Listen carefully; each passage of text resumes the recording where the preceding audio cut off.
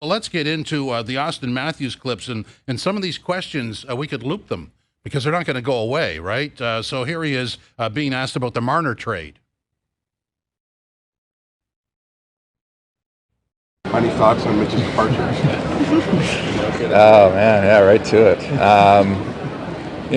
We'll obviously miss him. He's a great friend, great teammate.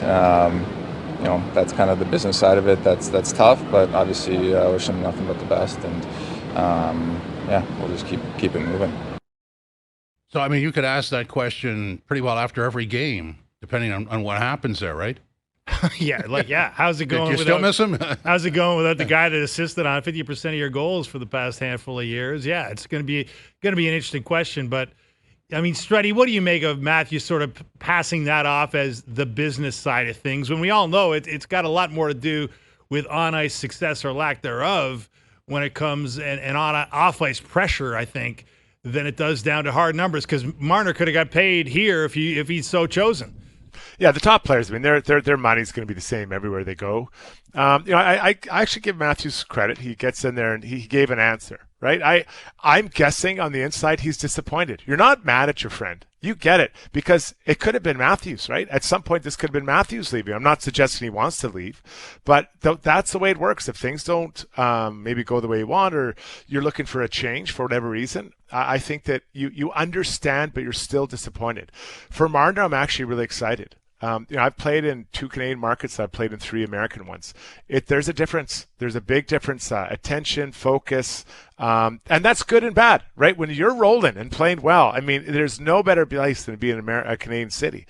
When things aren't going well, or maybe whatever the team isn't going the way you want, you can hide easier in a U.S. market. So for Marner, he's going down to a team that's been good since they've come in. It looks like he's going to play with Jack Eichel, who those 2 guys, someone's going to have to shoot the puck, I guess. But you know what? I think, Feschuk, when I look at it, I think Matthews has to come out and say these types of things and just be upfront and say exactly, give clips so that eventually it will go away, because there'll be a new storyline for the Maple Leafs and the NHL at some point here. Just we're not there yet. Well, certainly if Matthews regains his scoring touch, going back 2 seasons, that story dissipates really fast, doesn't it? Without a doubt. Yeah. You're the world's greatest goal scorer, which he's, got a real legitimate claim to being.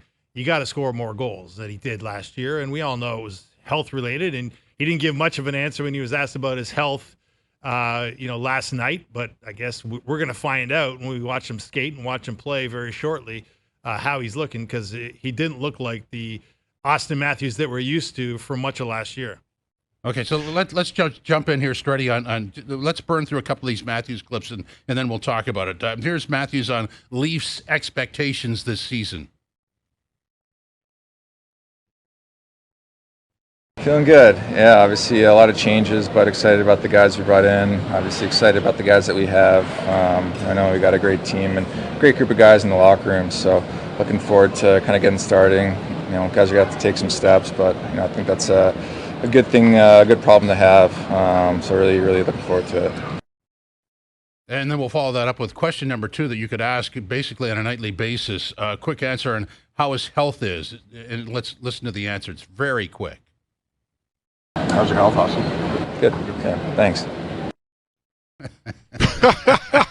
Struddy, what do you make of this? I mean, obviously there's been a lot of talk in this market about Matthews' unwillingness to discuss his health. He didn't want to, even after the season when we're used to, hockey players or hockey coaches reading off a list of all the injuries that have been plaguing their players through the playoffs. Matthews declined to give us any insight at all into what's been plaguing him, and that was, a case in point. What do you make of that from a player's perspective?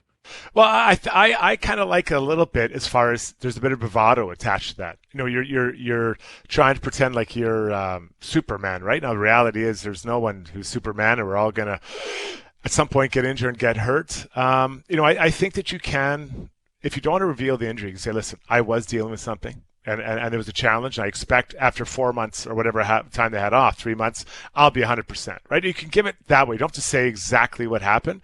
But I think we all know that when it comes to the type of injury everyone seemed to think Matthews had, and the touch required to score, at the level he did, as you referenced there, Tats, a couple years ago, I mean, we'll know if it's back, if he's there, because it makes a difference. That an injury to your wrist, to your hand, whatever fingers, that drops you down from elite to maybe average. And average is great at 25, 30 goals, but that's not elite. So I'm guessing that if he doesn't think it's a story, it's over, and he will be healthy, and he'll regain that ability to shoot the puck that we all love to watch. Yeah, having said that, I mean, you're a former player, so you know what the code is and how it plays out. When you don't answer a question, even though it's your right not to answer the question, the lack of transparency does send a message, doesn't it?